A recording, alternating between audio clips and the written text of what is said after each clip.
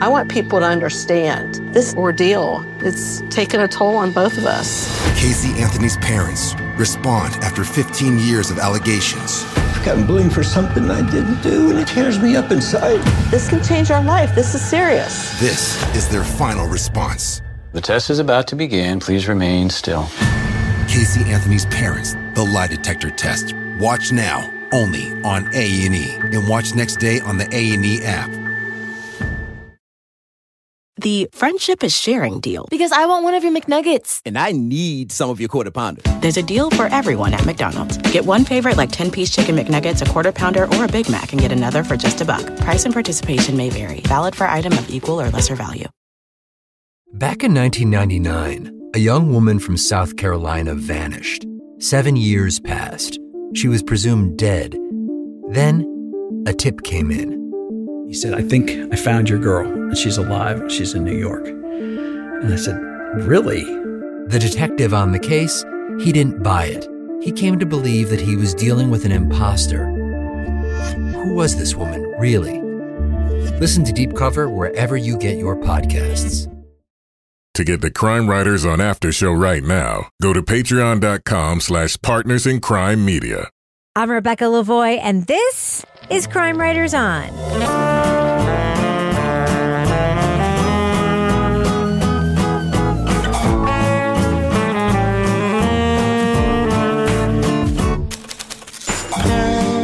Crime Writers On is the original true crime review podcast that digs into true crime, pop culture, other podcasts.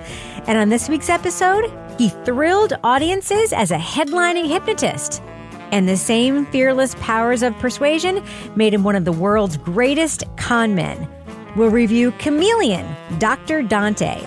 Joining me to get that done and more is true crime author, TV journalist, and host of the These Are Their Stories podcast, my husband and love of my life, the greatest hypnotist in the world, Kevin Flynn. Hello, Kevin. Look deep in my eyes. That's how you got me. That's how I got you, yes. I was going to say that. I'm just now gonna we know.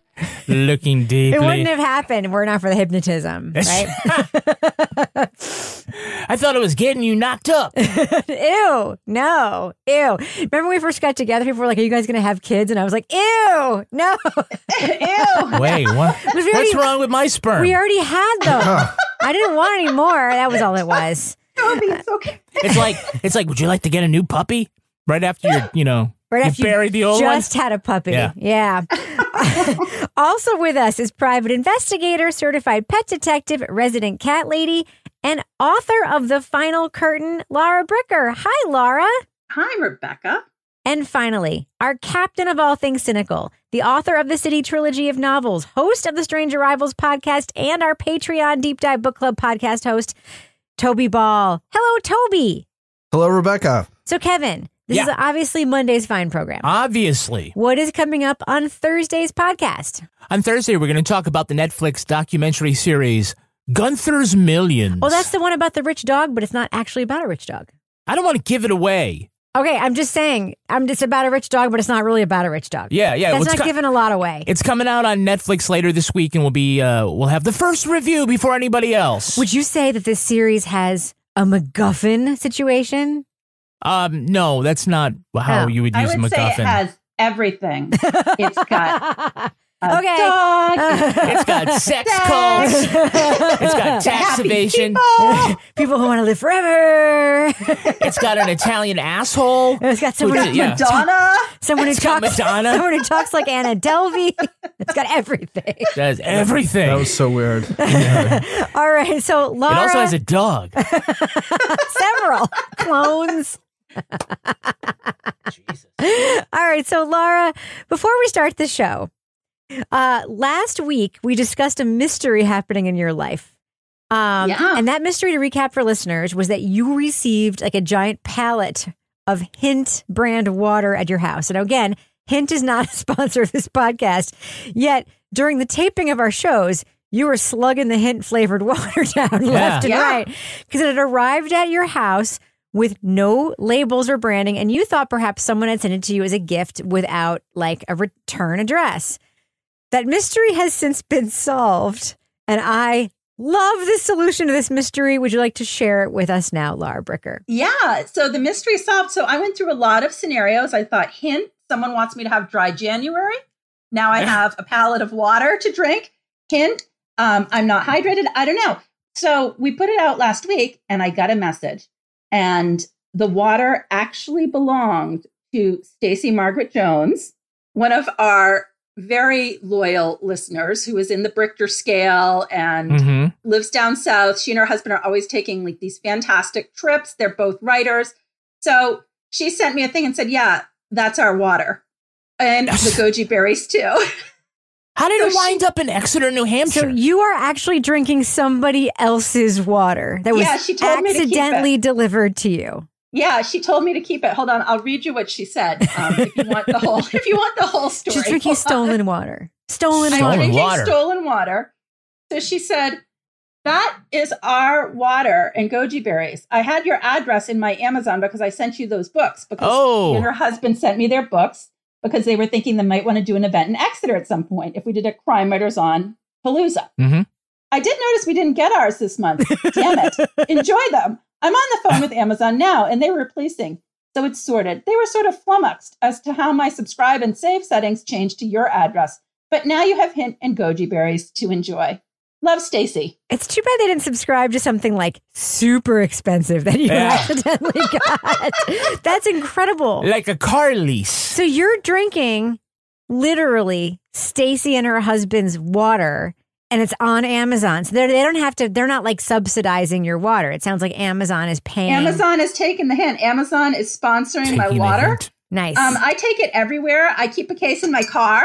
Sometimes when I pull up at friends' houses, I say, "Do you guys want a water?" I got some hint in the back. Jeez, so much. It's like you're running a marathon for people. It's like a pallet. She got so much of this water. Yeah, So- it's tasty though. It's good. And then my friend had COVID last week. I took her some soup and some hint water, dropped it on her front porch.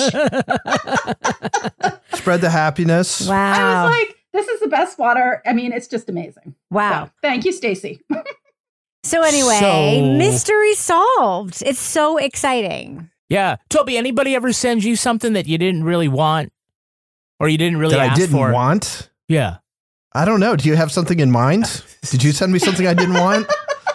I don't know. What did you get for Christmas? How about a t-shirt that said Bill Rankin's Rumpus Room? I got one that said, "Let's sacrifice Toby," which had little kids about to slice up a little me. I love that meme. Artwork reminiscent of Highlights magazine. I love that meme. No, it looks like a board game cover. Yeah, it's like a 1970s. Yeah, it's funny. I wear it a lot. I oh love my gosh, it. can I get one? I'm going to get one. Yes, if you just look up "Let's Sacrifice Toby" on the internet, you'll see the meme. It's one of my favorite memes of all time. It's so great. I love that someone sent that Here to you. it is. All right, Sam Mullens is sweating in his hint water, waiting for this podcast review to begin. Okay, so should we drop that first clip and do our review tonight, Kevin? Let's do it. All right, let's drop that clip. Leading off. Dante would step on stage, tall, dark, Vegas handsome, curly hair permed to perfection, suit pressed, nails manicured, immaculate. He'd take the mic out of its stand and begin. Everybody, of course, can be hypnotized, lovely people. That is everybody who basically wants to be. Hypnosis is an extent of concentration and imagination. We have them both. In the 1960s, Ronald Pellar performed as nightclub hypnotist Dr. Dante. He thrilled crowds, mixed with celebrities, and even married a movie star. But Dante was a prolific con man, accused of stealing and attempting to have a rival hypnotist murdered. Dante performed regularly at the club where Rick was employed, and one night they were hanging out after Dante's show when the conversation turned to a hypnotist in San Diego who had established himself as a problem that needed to be dealt with. After prison, Dante expanded his stage act to include seminars, self-help tapes, tattooed makeup, and a collegiate diploma-mill. He made millions of dollars on false claims and was comfortable telling reporters all about them. When it seemed an elderly Dante was ready to retire from his life of deception, he planned a comeback. I mean, how did I think this story was going to end? My thought was, that motherfucker just conned me. Campside Media is out with season 5 of Chameleon, Dr. Dante. Wild Boys host Sam Mullens recounts the many lives of the hypnotist who used his powers of persuasion to be one of the greatest con men in history. Spoiler alert, we are going to be talking about plot points from Dr. Dante. So if you want to remain spoiler-free, go to the estimated time code in our show notes for our thumbs up or thumbs down reviews. Now, Laura Bricker, your first note that you sent me is how much you liked the scene setting in this podcast. What do you mean by that? So, we listen to all types of podcasts. This one to me was more of an entertainment style podcast, although it did have, people that were there and good sourcing. So, we have the host who's really great to listen to. And the scene setting is, Lana Turner in the bar and Dr. Dante going over and pretending he doesn't know who she is and this sort of whirlwind romance. But the setup with the music and just like backstory and the soundscape and everything, to me, I just really had this image conjured up of this opening scene and Dr. Dante entering the room to begin his scam. As they dance, he asks her, "And who might my dance partner be?" Lana's taken aback. A man in Hollywood who didn't know who she was didn't come around very often. Someone who didn't know who she was about the most attractive quality Lana could imagine in a person. One correction, Laura. Yeah. It was a disco. Oh! It was a disco? Yeah. I had this. Okay, well, it just had this. No, but you're right. It has, this you're thinking like this smoky black and white. Yeah, I just have this old, this image in my mind. Well, Lana Turner was like an elder Hollywood star at the time. She wasn't in the height of her career. Right, it wasn't like Peyton Place. She had 7 husbands, so I mean.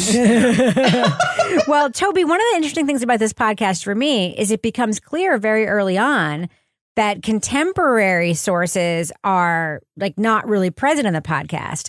So it really leans almost completely on Sam Mullens' writing and voice. Were it not for his writing and voice, we wouldn't have a show. And that either works or it doesn't, depending on the person's skill in writing and voice. What do you think of that format? And what do you think of whether or not that works here?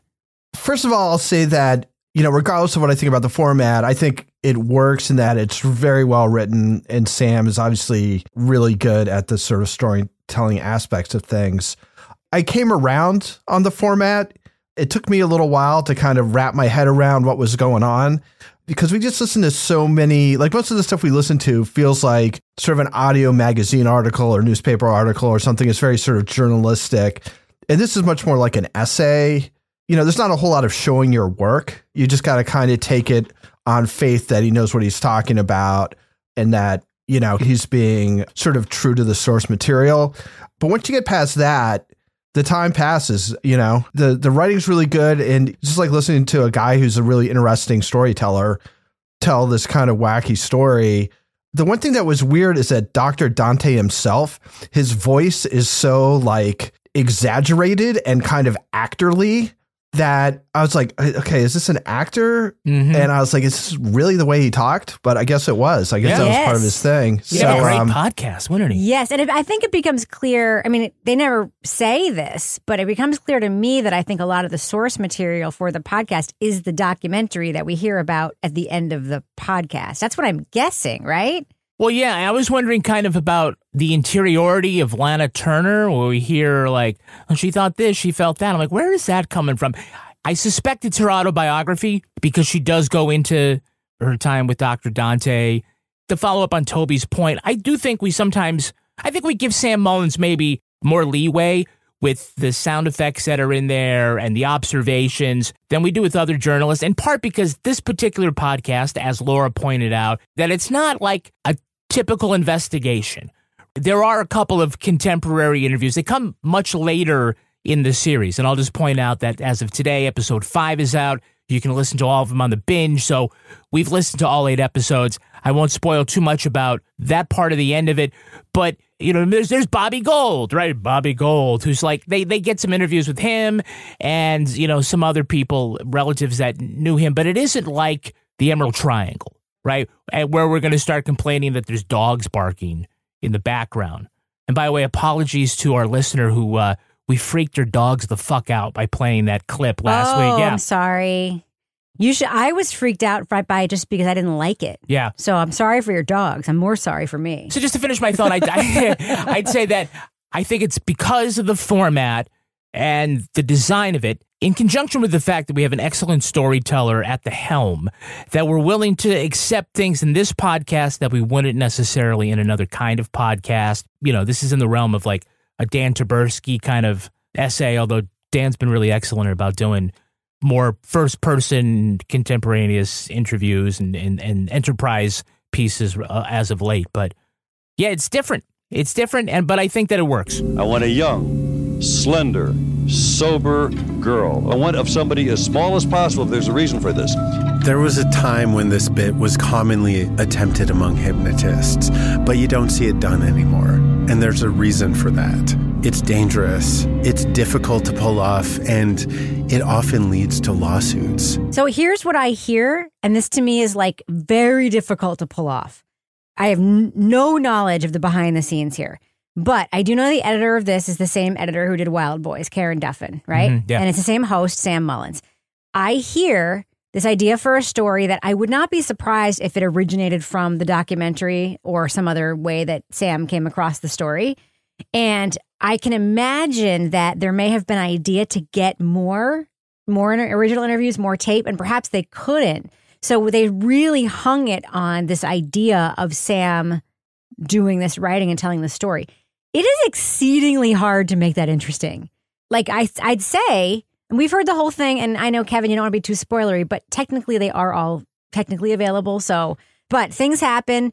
I would say all of the action that involves interviews and tape happens in the last 2, right? Yeah. So the first 6 really depend on us being interested in the story that Sam is telling us. And I found them interesting, and I wanted to listen to the next one. That is hard to do from an editorial standpoint. Like having someone just tell us what happened for 6 episodes of a podcast, that is an editing feat. It's not just a writing feat, it's also an editing feat. Structuring it in such a way that like it works.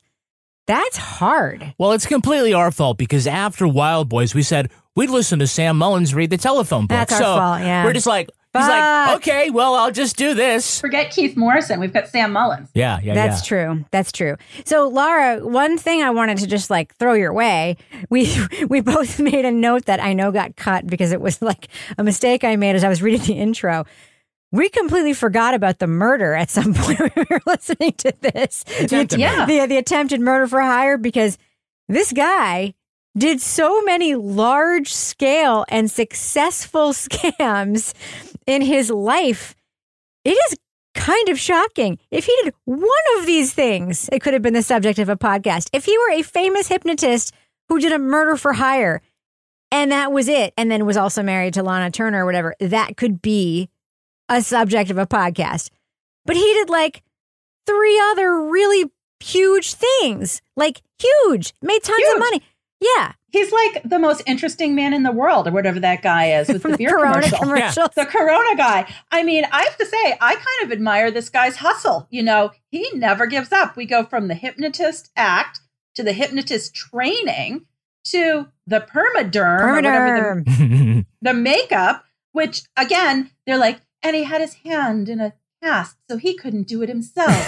But he could direct people to do it on a gourd or whatever they were putting it on. Grapefruit. And then you go to the merchandise, the fake university. I mean, this guy just never gives up. And the university thing wasn't a small scale operation. I mean, what were we saying? It was like an $85 million. $85 million in like a year. Yeah. I mean, and then wait, this is my favorite part. Like many before him, like Bikram and all the other people, when the heat gets on, he goes to Mexico, and it's like he can just carry on. His kids and wife go down and visit him. They're like, yeah, it was great. You know? Yeah. All the time. It's amazing. So I just want to point out that I do have my degree from Columbia State University. And I have my certified cat detective degree that I printed out on my printer at home as well. So I also have a powder puff degree. The Columbia State University School of Cat Detectivery. I love There's the a new idea. t-shirt, yeah. Toby, don't you love the idea, as Sam points out when he's talking to that guy who he calls the human embodiment of a overstuffed file box? That guy points out that there are still probably thousands of Columbia State University bombs just like sitting in organizations around the world. Nuclear physicists, White House employees, congressmen. I know, it's too bad because I wanted to add one more thing to my resume when you read the introduction, Rebecca. It's really unfortunate that it is defunct at this point. Columbia State University? Yeah. I mean, what's kind of interesting about that, there's a bunch of interesting things about that scam, I thought, but one of them is like, just like, I don't even really have to try. Like, I can just send somebody a book, and it doesn't even have to be a book about something they're interested in. I'll just send them a book. And then if they can pass a test, then I'll give them a degree. And it's really just, it's like, who's the sucker, right? Like, that's the thing. It's like the people who actually go to colleges are suckers. That's the biggest scam in the world. You learn everything you need to learn in life, and we'll give you credit for that. And so that's going to be attractive to people, right? It's like, yeah, I've like worked my ass off and I've learned a whole bunch of stuff and I do deserve college credit for that. And he gets it. And then he doesn't have to do it. I mean, it's just like, here, read The Sun Also Rises and then take this test on botany and you can get your computer science degree. Yes. So, Kevin, you know what you deserve a degree in? What? Transitions to the business section. Ooh, okay. So what do we got going on our business section, Kevin, now that I've given you that graceful transition? Well, I'm imagining myself walking down the aisle with my robes. Okay. My sash. Yes. My honors cord. Yes. What do we got going on? Yes. Oh, I don't know. I didn't turn my paper in. It's the after show on patreon.com/partnersincrimemedia. What are we talking about? What did we say we were going to talk about? Laura Bricker's exercise regimen. Laura apparently this is like all Laura all the time. Laura apparently has gone back to her first pre-pandemic exercise class. Yeah. Don't give too much of it away. Save it for the podcast, Laura. So we're going to get physical. We want to get physical. Okay. What was the podcast we did recently? Oh, what? The one about Olivia Newton-John's boyfriend. Oh, that one. Yeah. God damn it. I can't remember. We just did it. Where he fell off the boat but didn't. Pseudocide. That's it. Also, we've got very soon another episode of Leave It to Bricker coming out. And Laura, I know you've been planning it. What's coming up? This is a New Year's investigation into a mysterious place known as the Carousel Lounge that I finally got inside and got to the bottom of what goes on there. Wait, is it locked? No, but during the COVID, it was closed. Okay. And it's like, I finally got inside. Like, at most establishments, you can just go in. Yeah. It's not like when I went to the secret door in Key West into the back room and got asked to leave. It's not that dramatic, but it is still exciting. And some other news. Right now, it's the time for you to start planning your trip to the Exeter Lit Fest. Yeah, it is. Laura Bricker, step up to the microphone again. Tell us about who our special keynote speaker will be at Exeter Lit Fest. Our keynote speaker is the one and only Rabia Chaudhry. Yes, Rabia. Why does that name sound familiar? I don't know. All right. I mean, she got a non-tie out of prison. Oh, that's right. That's right. She investigated. She's the host of Serial. Yes, back to the Serial. I thought that's who got investigated the Jason Carroll case. Yes. And the best-selling book of Fatty Fatty Boom Boom. Fatty Fatty Boom Boom. Fatty Fatty Boom Boom. And she will be discussing Fatty Fatty Boom Boom when she comes to Exeter on April 1st. There will be some hotel specials if you want to stay at the Exeter Inn. They are offering a discount if you are going to the Lit Fest. And on Friday night, this is my favorite part, besides Rabia, we are having a Roaring 20s party, and I am learning the Charleston. Nice. Wow. I suspect that we will be around for that event. They will be seeing me in my Spanx dancing the Charleston. So, Laura, what is the way that people can go online and then get more information, maybe start throwing their money around, signing up for stuff? Planning their travel. Planning your travels. So you can follow Exeter Lit Fest on Instagram and Facebook. And if you go to the exeterlitfest.com webpage, there is some information there. All right. Oh my God. We need to pause the podcast to talk about the back of Toby's shirt. What's happening? Oh, I wish it was a video podcast. It is like the anti-Confederate flag going on there. It's a peace symbol with some American flag stuff going on in it. I've never seen anything like that before. It's Radiohead. Yeah. Ah, it looks like you just walked into a Los Angeles disco in 1972. It's true. And Lana Turner's smoking a cigarette in the corner saying, "Why won't anyone marry me?" Yes. Right. And I just pretend like I don't know who she is, and she falls in love. Okay, so Kevin, is that all the business we have to discuss? That's all the business we can take for right now. Okay, sign up for our newsletter, crimewriterson.com, and get all this stuff in a neat package in your inbox every week. Rebecca, I said, that's enough business. I know, but I had a piece that I wanted to discuss. All right, so that ends the business section. I'm That going to ends fade the that business music section. out. Get rid of the music. Right now. Do you ever meet someone who seems kind of off? Whether it's a creepy neighbor or random phone number that keeps calling you, Truthfinder has you covered. You can search for people by name, address, phone number, email, and more. Truthfinder can be especially helpful for running confidential background checks on anyone you're planning to meet from online dating apps. Go to truthfinder.com/podcasts for a special offer. That's truthfinder.com/podcasts to access your special offer today. I want people to understand this ordeal. It's taken a toll on both of us. Casey Anthony's parents respond after 15 years of allegations. I've gotten blamed for something I didn't do, and it tears me up inside. This can change our life. This is serious. This is their final response. The test is about to begin. Please remain still.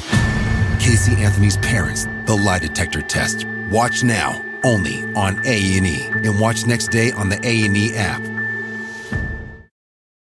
The friendship is sharing deal. Because I want one of your McNuggets. And I need some of your Quarter Pounder. There's a deal for everyone at McDonald's. Get one favorite like 10-piece chicken McNuggets, a Quarter Pounder, or a Big Mac, and get another for just $1. Price and participation may vary. Valid for item of equal or lesser value.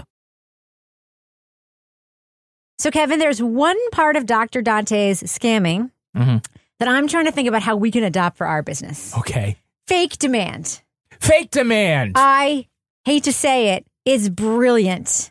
When he was doing this permaderm thing, and then later we hear him do it live in the podcast, it's wild. He does this thing where he hires telephone operators to call salons and have people say, "Do you have permaderm? Do you have permaderm?" And they're like, "No, what are you talking about?"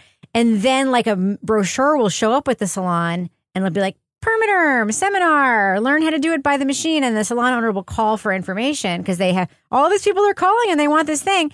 But then when they call, it'll be like, "Oh yeah, we have the seminar, but it's all booked up in your state." Yeah. But you can get on our waiting list, and when a spot opens up, we'll let you know. And so that when they get the call back, they'd be like, "Yes, book me in that spot." Yeah. So this isn't exactly like how we had all our listeners vote for us in that March Madness thing all those years ago, right? Why don't we just pretend there are limited spots in our Patreon? Like only 2 spots left in our Patreon this month. Like, wouldn't that be a great way to do it? I mean, it's not cool, but like only it a seems few spots. So if you smart. want to take advantage of our listeners, No, sure. I don't. Why would you? Is this 2020? Why would you spill it in front of the world? I don't actually want to do it, but it does strike me as being he's not a dummy. No. No dummy, this con man, right? No, he's not. So, but the other thing about him too is that like he does scams that he doesn't need to do. Yeah, it's not even like real scams, right? I mean, the whole thing, I was struck about the idea that to do this thing to get cheaper airline tickets, like everybody book a whole bunch of flights and then cancel at the last minute, then swoop in and get the $100. Like even his nephew, Bobby, is Bobby like actually his nephew? Bobby Gold. Bobby Gold. It's actually his godson. Oh, okay. He's like, you don't have to do this anymore. We're rich. Like, yeah, like just to the extent of like, I'll just fuck around and find out about like what I can get away with. It just seems like pathological in that way. You kind of wonder what came first, the con man or the hypnotist? Because I mean, the origin story is very hard to discern. It's not reliable that he was in the streets of, where was it? Chicago. No, it was like some underdeveloped nation or something like that. And yeah, he got tuberculosis. Yeah. In Malaysia, and then a hypnotist cured him. Yeah.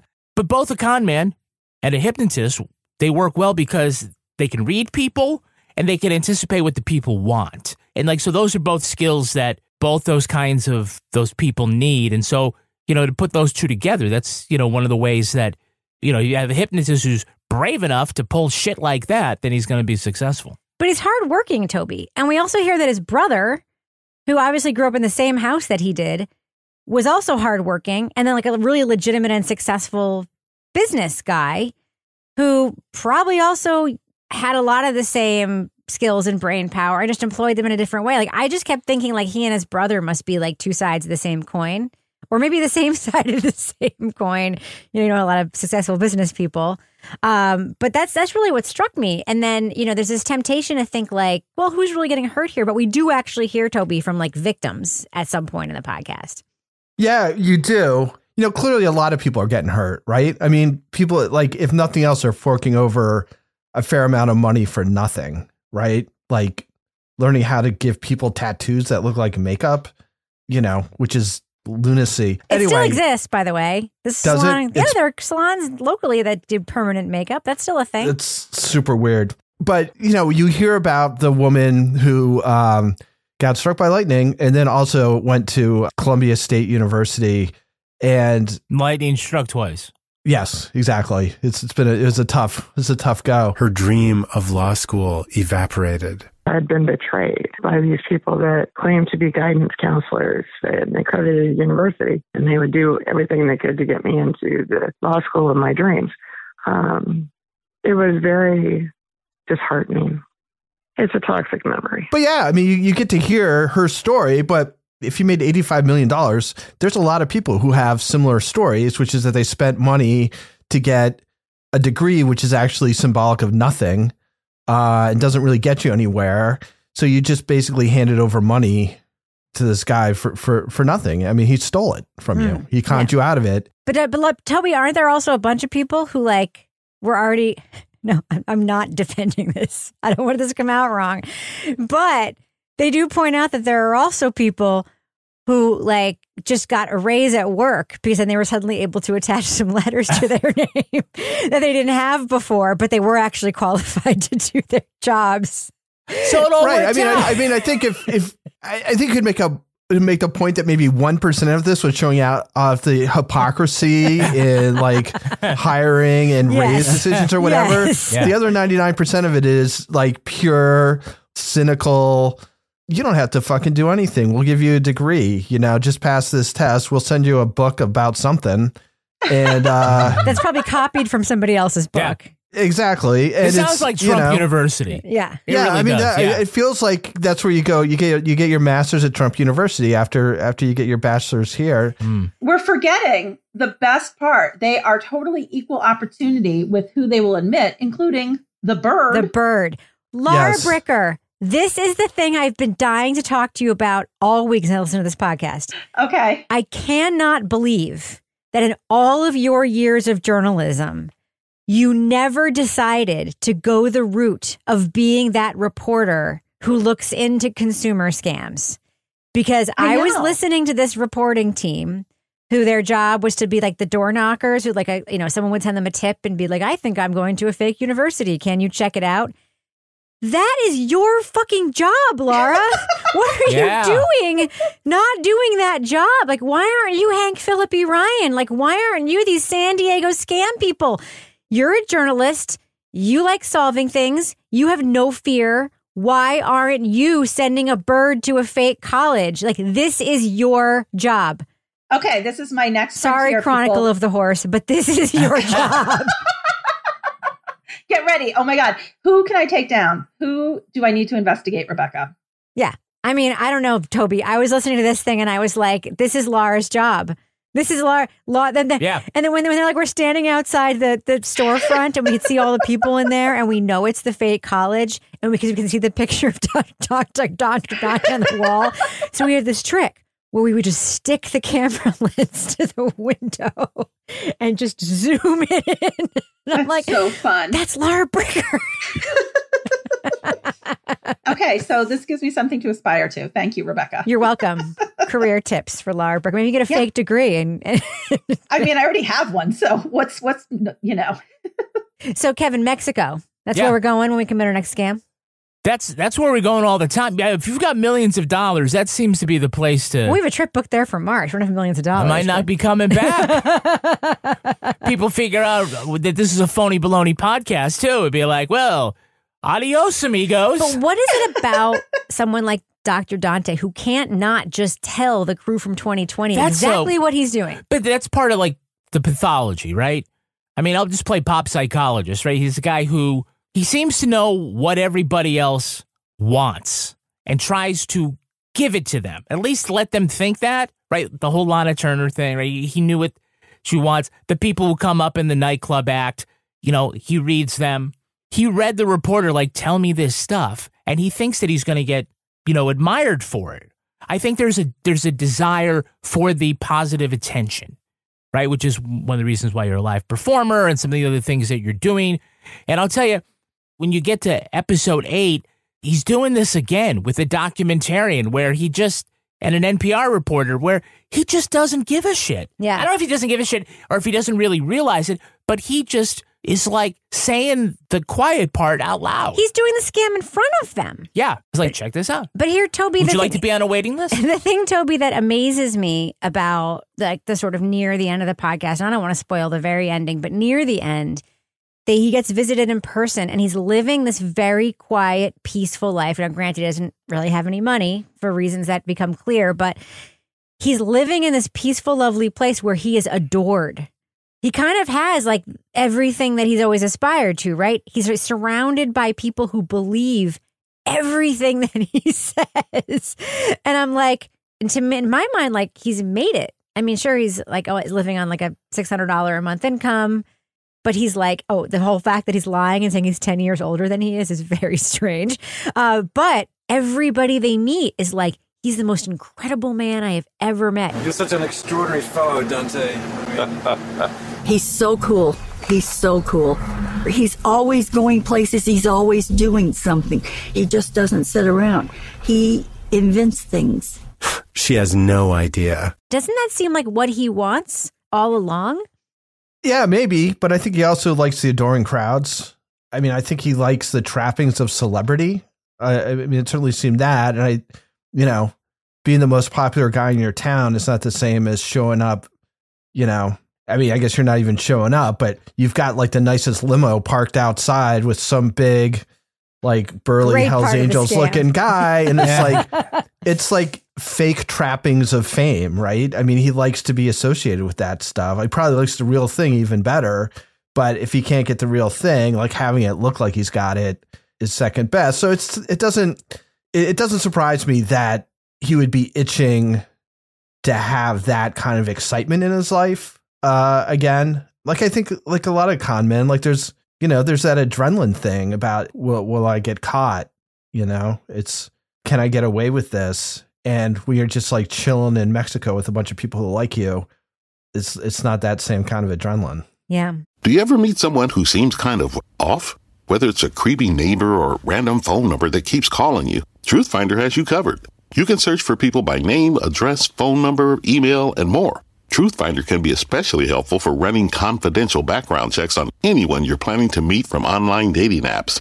Go to truthfinder.com/podcasts for a special offer. That's truthfinder.com/podcasts to access your special offer today. I never did anything to harm my daughter or my granddaughter. The test is about to begin. Please remain still. Casey Anthony's Parents, the lie detector test. Watch now, only on A&E. And watch next day on the A&E app. The friendship is sharing deal. Because I want one of your McNuggets. And I need some of your Quarter Pounder. There's a deal for everyone at McDonald's. Get one favorite like 10-piece chicken McNuggets, a Quarter Pounder, or a Big Mac, and get another for just $1. Price and participation may vary. Valid for item of equal or lesser value. All right, let's do what we do. Let's let our listeners know, should they check out the latest season of Chameleon from Campside Media? It's called Dr. Dante. Laura Bricker, what do you think? Thumbs up or thumbs down for this podcast? Yeah, this is a thumbs up. I'm back on a walking kick. I listened to this all week while I was walking, and I actually walked longer because I wanted to keep listening to this because it was just told in a really interesting way to listen to. The writing was great. I liked the soundscape and just the story. Like, I have to say, I know a lot of people were scammed by this guy, but I kind of admire Dr. Dante for his chutzpah, as it was said at one point. And I totally agree with that. So thumbs up for me. Toby Ball, what do you think? Thumbs up or thumbs down for Chameleon, Dr. Dante? Yeah. So Sam, I guess this whole team, did my favorite podcast from last year, Wild Boys. And this is quite a bit different. We talked about in the main review, but it really is. It's not the same kind of journalistic podcast that we were used to listening to and reviewing. It's much, much more sort of storytelling, although the story is true and very weird.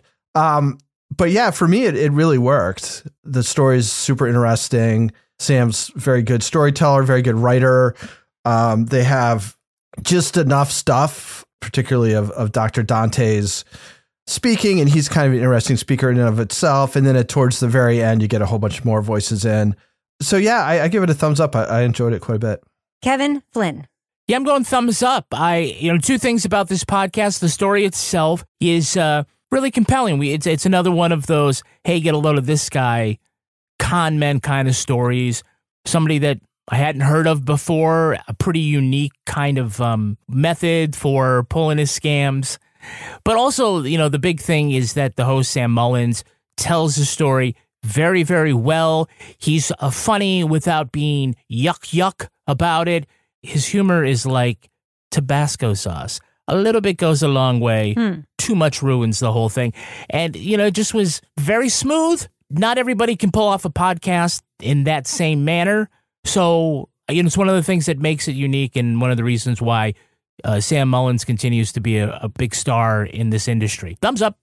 Yeah, thumbs up for me too. When I was starting to listen to this, the first couple episodes, I was like, wait a minute. I have no idea where this tape is coming from of this interview with this dude. Is this just going to be Sam Mullens telling me a story? Like, what's happening here? And then by episode 3, I was like, I don't care. I'm down. This is fun.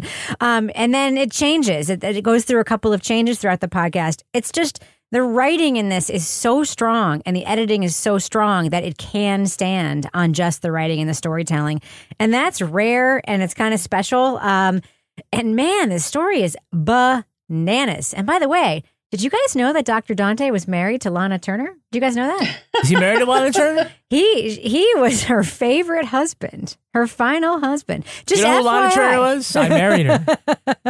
Anyway, I enjoyed this podcast way more than I thought I was going to when I started listening to it. So yeah, big thumbs up for me for Chameleon, Dr. Dante. And now it's time for my favorite part of the podcast, a little something I like to call the crime of the week. Yeah, that. Residents in a New Zealand island community say a crime spree is tearing them apart.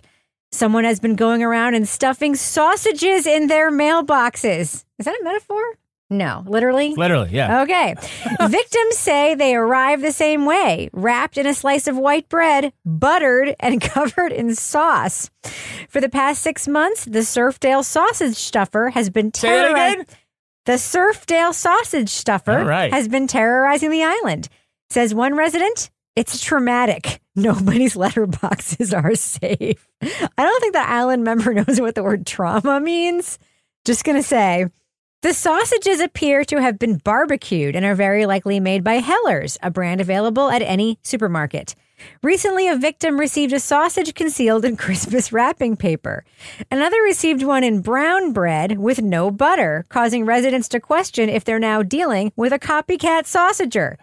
Surprisingly, there is no law in New Zealand against placing intestinal casings of ground meat and savory spices in people's mailboxes. Accusations are flying among the islanders. Says one, it's ripping us apart. We can't trust one another. It's a witch hunt.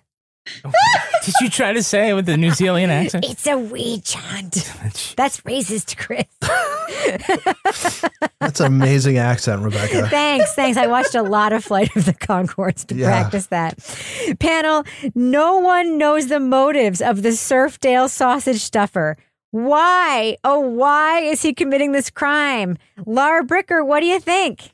I mean, this is a really great marketing tactic for that. What is it? Heller sausage? Heller. I mean, Heller sausage. We all know about it now. I mean, I was going to say, the first thing that came to my mind is I'd rather have a sausage stuffed in my mailbox than a zucchini, which is what people do in New England. That's true. Who wants to stuff Laura Bricker's spot with their sausage? With their zucchini. Toby Ball, why do you think the Surfdale sausage stuffer is committing this crime? I don't think it's a crime. I just assume it's Laura's friend down in South Carolina who got the addresses mixed up. Yeah. Ken, what do you think?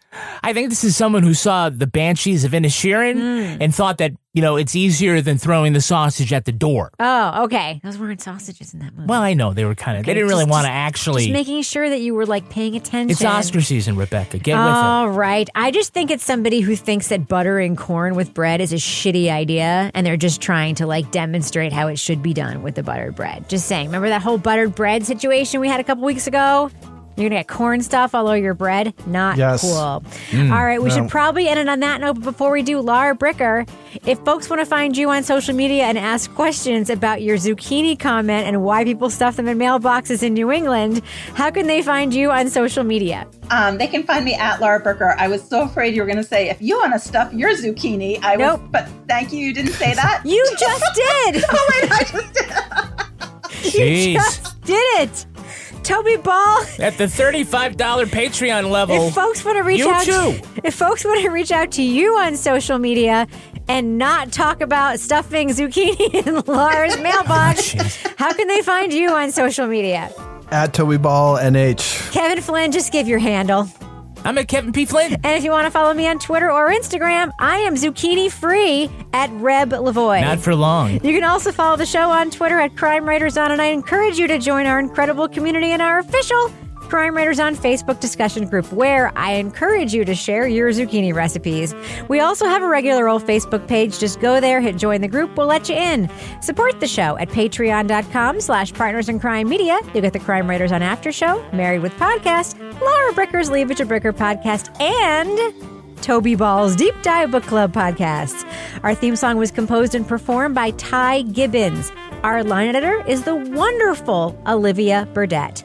The executive producer of this fine program is the incredibly talented and handsome Kevin Flynn. Check out my letterbox, baby. This show was recorded in the Treehouse Yoga Studio above the Mockingbird Cafe in Bay St. Louis, Mississippi studio, otherwise known as Studio C, the closet in our New Hampshire basement, where we're getting sleepy. Very sleepy.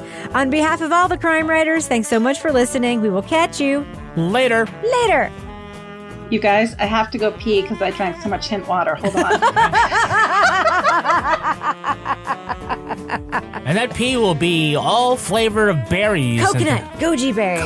Goji berries.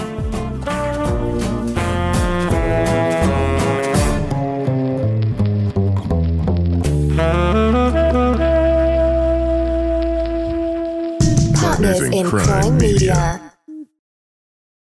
The friendship is sharing deal. Because I want one of your McNuggets. And I need some of your Quarter Pounder. There's a deal for everyone at McDonald's. Get one favorite like 10-piece chicken McNuggets, a Quarter Pounder, or a Big Mac, and get another for just $1. Price and participation may vary. Valid for item of equal or lesser value.